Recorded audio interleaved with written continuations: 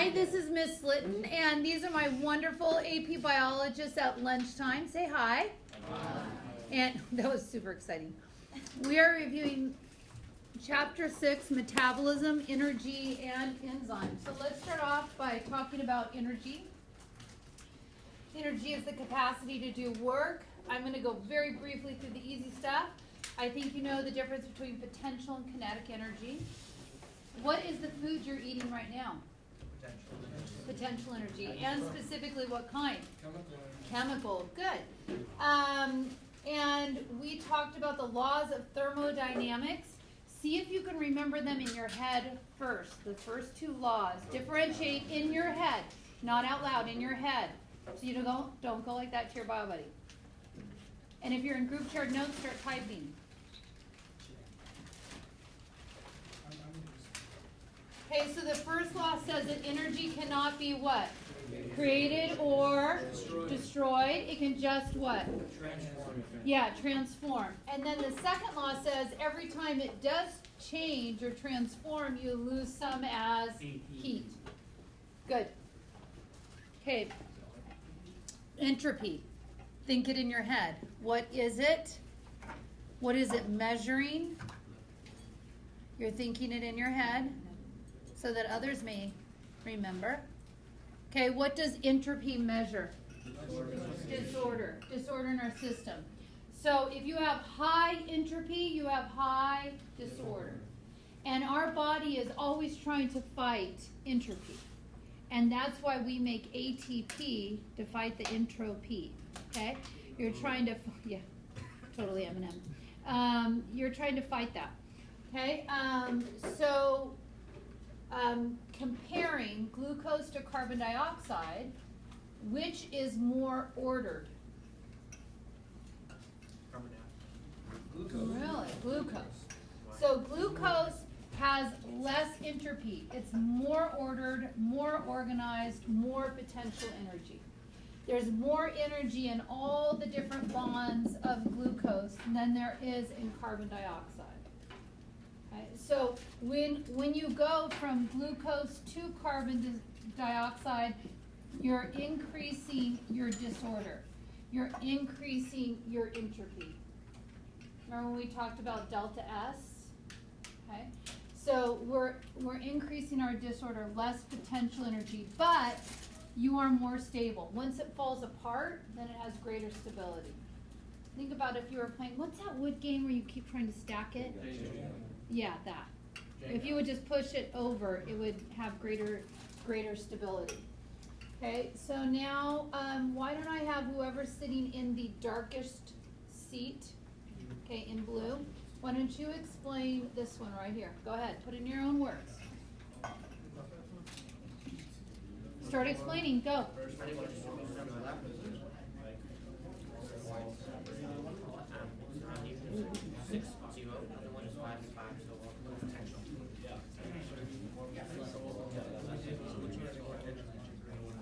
All right, so what has more energy, the one on the left or the one on the right? Yeah. Okay, so what would you say my delta G was for this system? My change in free energy, what would it be? Negative. Why? Because I lost energy, right? I went to greater disorder, so I lost energy. Because when all these hydrogen ions are on one side of the membrane, that's called a chemiosmotic gradient. Remember I had a difference in three things that I can harvest? What are the three things? A difference in pH, charge, concentration. Good. Okay, so this is more stable, but I have less potential energy. Okay, ask your bio buddy, how are you feeling about that? You need to have that locked in. Okay. And then overall, in the universe, we're going to greater and greater disorder. But as the sun is losing its potential energy, as it's breaking down, we use and harvest that sun's energy. Who's able to harvest the sun's energy? Plants, autotrophs, right? Photoautotrophs can harvest that sun's energy and use it to make sugars that we can then break down and use as energy as ourselves. Okay, here we go. It's Pokemon 3 number.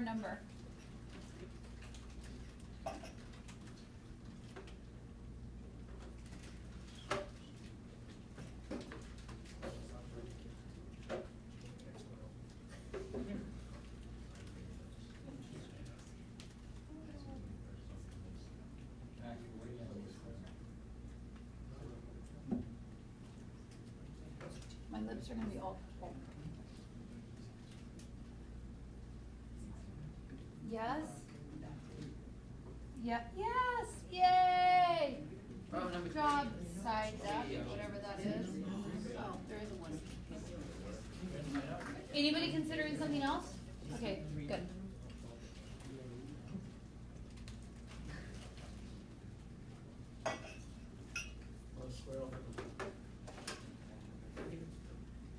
There should be more clicker action out there. There we go.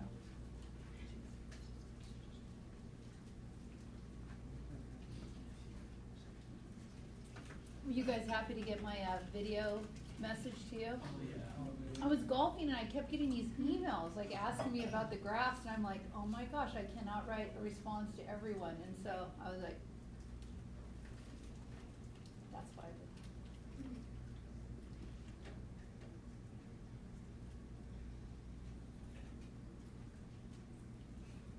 Yay! Number 2. That's awesome. Oh, that's 4. It is more than you've ever done in 7th period.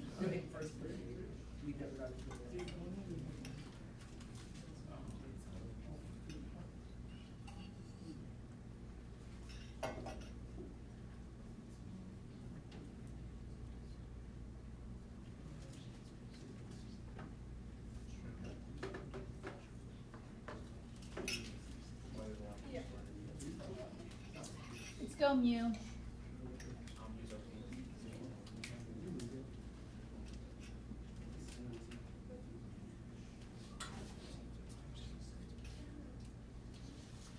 Oh, let's help the people that said false.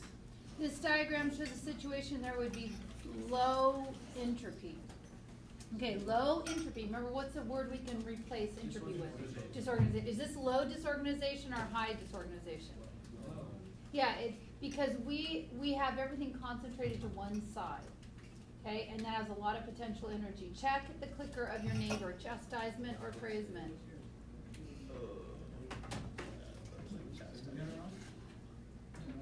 All right. So then we talked about metabolism, and in short, metabolism is all the enzyme-mediated reactions of your body. Those that require energy as well as those that release energy.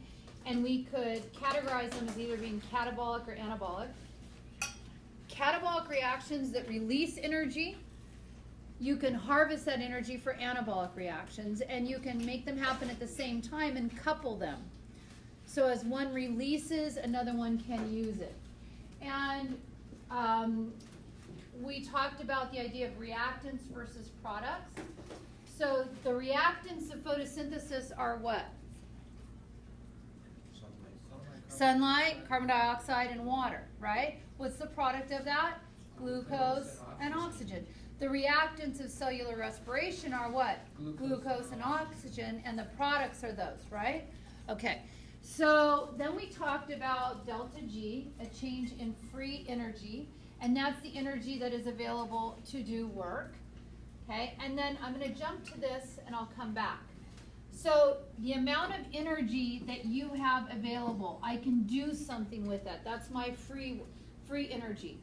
What I need to do to figure out what that is I take the total amount of energy that I have in the system and I subtract off the change in disorder times heat. So once I remove that, do you see how I'm left with the amount of free energy? Did you follow what I just did? Okay, so I'm taking the total energy in the system, subtracting off how much disorder has accrued as a result of that. Then I'm left with how much energy is available to do work. If this delta G value goes negative, if I have less energy to do work, that must mean I spent it. So what kind of reaction is it if I've spent my energy? Exergonic. If my delta G is positive, if it goes up, I must have invested energy into that system. So what kind of reaction is it? Endergonic. Okay, so apply that right here. One of the 2 of you or 3 of you in your little team. Somebody explain it, whoever's turn it is. Go. The potential's going down. In this case, we have velocity going up. It's taking the control strong into the let's have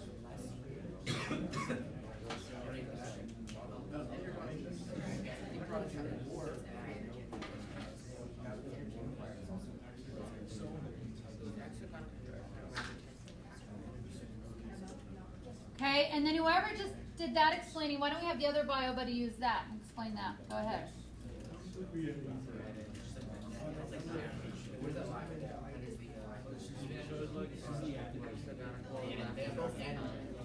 Start in the end, so it's like ups and downs.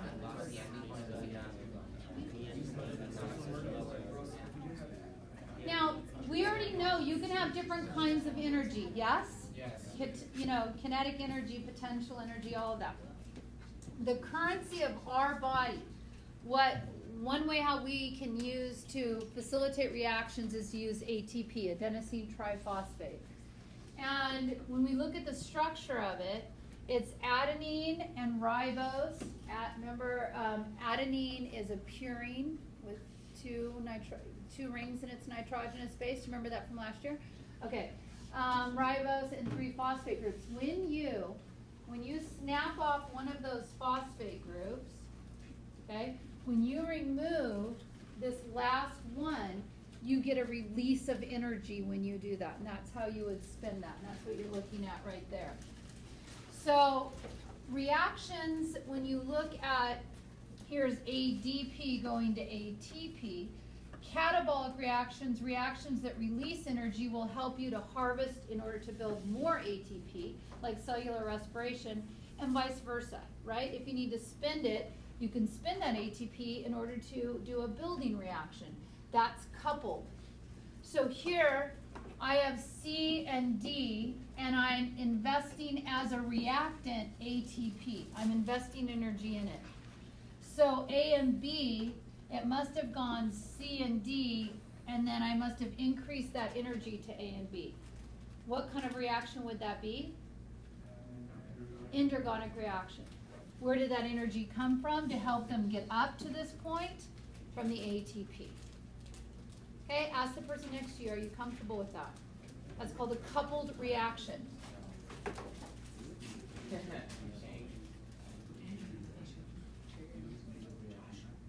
Was that 100% efficient? Did all the energy in the ATP go to A and B?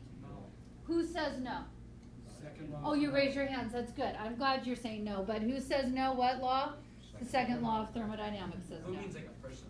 I know. All right, so here's some more coupled, just giving you that endergonic, exergonic, and coupling reactions. Glucose. Glucose is like the Hundy of energy, and we like to spend ATP. So we will break down glucose in a series of reactions, cellular respiration, in order to generate ATP, and it's only about 39% efficient. The different roles of why we use ATP, and we went through that: chemical work, transport work, mechanical work.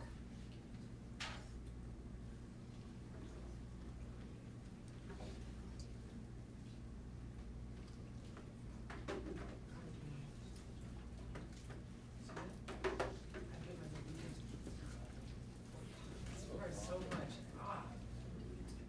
Yay! One again.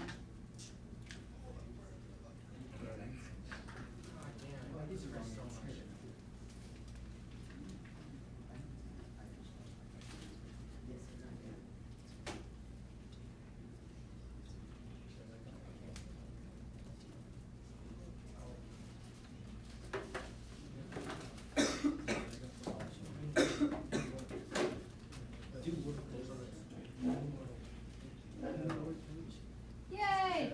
2.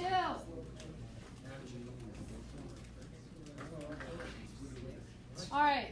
Oh, here's another one. Here's your go-ahead run. Oh, I'm not going to do this one again. Sorry. Okay, metabolic pathways. We break reactions down in many small steps.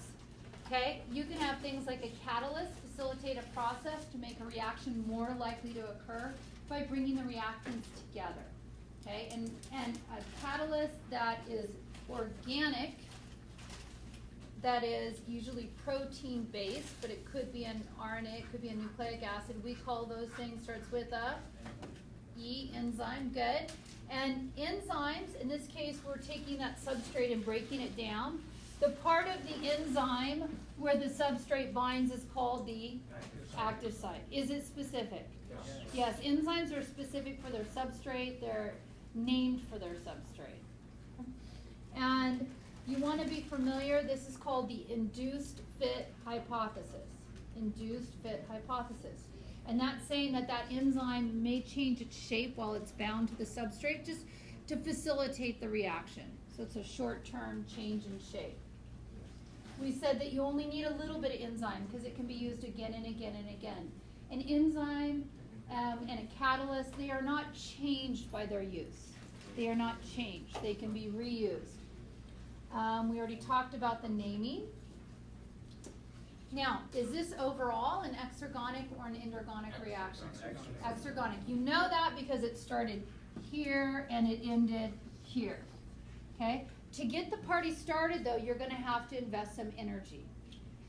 With an enzyme, that investment is decreased because it will bring the reactants together.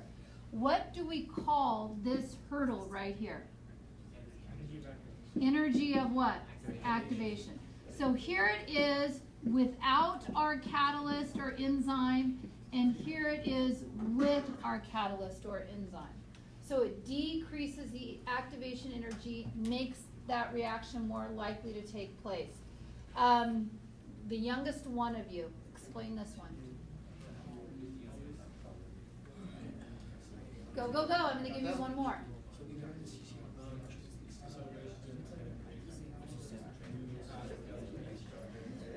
Okay, oldest child, you explain this one.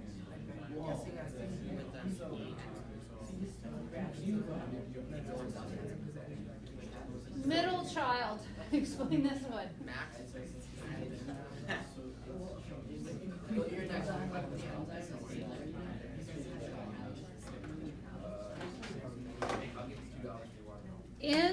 Enzymes do not change the delta G. They don't change where you start or where you finish. They don't change that. They just facilitate the process. Let's go, what is this? No, I'm not going to do that one. Okay, factors that affect enzyme activity. We already know the amount of amount of substrate. I wanted to say some concentration. That's what I wanted to say. Of the substrate. You did your hydrogen peroxide lab. When did you get more oxygen generated? At 3%, 2%, 1%, what? 3%. More substrate means more product, right? Until you reach a certain point. What is that point? You know, would it have been, would you got more oxygen if you had a 5%, a 6%, would it have changed the rate? Not your overall total amount, but your rate. What do you call that? The point of saturation. Point of saturation. Yeah, up to the point where all the active sites, okay, your rate would not change any further once you had saturated the enzyme with all of that substrate. We talked about temperature, temperature affecting enzyme activity because it could denature it because it's a protein. We talked about pH because it's shape again, protein. We talked about cofactors. And then what's the difference between a cofactor and a coenzyme? Remember? Cofactor could be something like iron or something that acts as a cofactor. A coenzyme is going to be organic, non-protein organic, like a vitamin is an organic molecule that's not a protein that makes that enzyme be able to do its job. okay, coenzymes. And then I also mentioned to you phosphorylation. Sometimes you have to throw a phosphate on it to facilitate it. Now, you have enzymes in your body for every reaction that's going to occur. It does not mean you want every reaction to occur, right? For instance, you need them to happen at certain times when certain things are available. So you want to be able to control them. So one way to control them is by inhibiting their action. So we talked about competitive and non-competitive inhibitors. Okay, in your mind, come up, what's the difference between a competitive and a non-competitive inhibitor? So competitive inhibitors can bind to the enzyme's active site. I'm competing for the active site. I'm competing with the who for the active site? Substrate. Competing with the substrate. A non-competitive inhibitor binds to a secondary site called the what? Allosteric site. Usually changes the shape of the enzyme. Okay, that's what a non-competitive inhibitor will do. Both will stop that reaction from occurring. Substrate level inhibition. Yes, go ahead. Is it also called non-competitive when the inhibitor covers the active site but doesn't bind to it? Well, sometimes they can cover part of it, but you're splitting hairs there, so don't worry about that. If it's changing if it's getting in the way of the substrate binding, in any way, I would call it competitive. Yeah. All right, now, in this case, you have a series of reactions, and you're going to make your final product. When you have enough of that product made, whatever it is, maybe some amino acid you need in your body, okay? When you have enough of that, you want to have a way. Remember how you can't say, stop, I have enough. You can touch something, right? You can secrete a chemical to help message another cell. So in this case, what happens is if you have enough of that product, it goes all the way back to the enzyme for the first reaction that takes place in its series of metabolic reactions. And it can bind, in this case, to an allosteric site. And when it does that, it changes the active site here. By the binding here, this end product changes it so it stops that first reaction from occurring. When you run out of this end product, it will no longer bind, and you'll start the whole process all over again. It's a good way to flip a switch on and off, right? If no one's in your house right now, does the air conditioning need to be on? Does the air conditioning need to be on right now if no one's in there, and if you have no pets or anything? It doesn't need to be on. It's wasteful for you to use that energy to cool an empty house, right? But when somebody comes in, then you want to have the house be cooled, or a little bit before. I have a nest, so I'll turn it on a little bit cool, right? So in that case, right, there's a point. If you're not in your bedroom right now, you don't need the light on in your bedroom. But when you go in there, you do need it. So this will facilitate the process. If you have enough of this product, let's shut this whole thing off. If you don't, let's turn that back on. Okay? So I think, yes, here is a question, which is Metabolicious.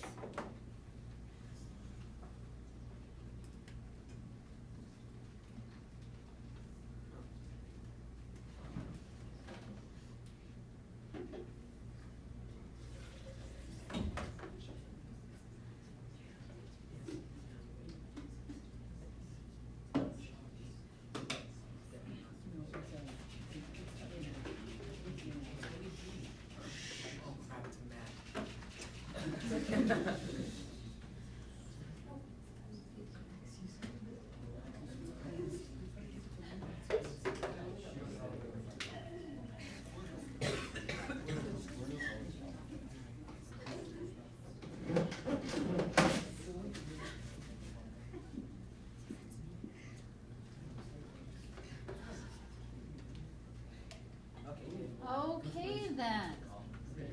All right, so let's address the issues. Couple at least said A. The active site of a specific enzyme is similar to that of any other enzyme. Is it the same? No. Enzymes are what? Specific. Enzymes are specific, so no. No to A. is the part of the enzyme where the substrate can fit? Yes, by definition. Can be used over and over again? Yes, that's why you only need a small amount of enzyme. Is not affected by environmental factors? No, it is affected by environmental factors. See if your bio buddy's got that right, or should you be disappointed with them?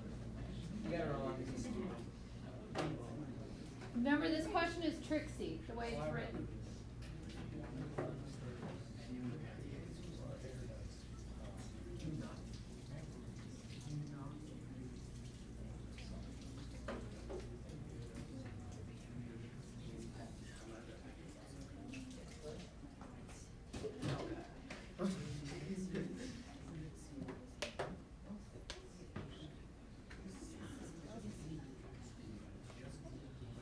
Oh my gosh.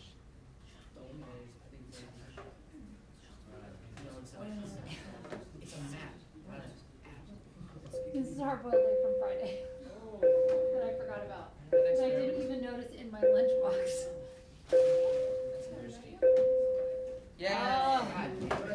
Yay! Yes.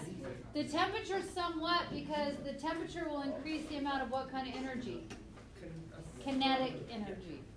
Kinetic energy. I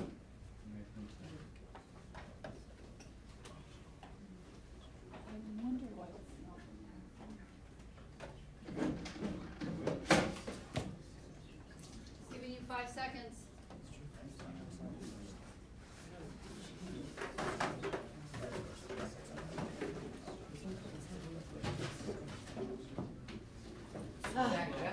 How did you know it was true? Because it didn't bind to the what? Active site. All right, guys. Do you want this one? Here. Oh my gosh. That is hilarious.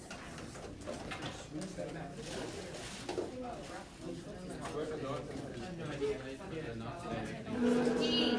The answer is D. Yes. D? Yes, D. It quit on me, but the answer is D. Okay, make good choices. Study. Don't stay up too late, you guys. If it's 11 o'clock, you really should go to bed now. Make good choices.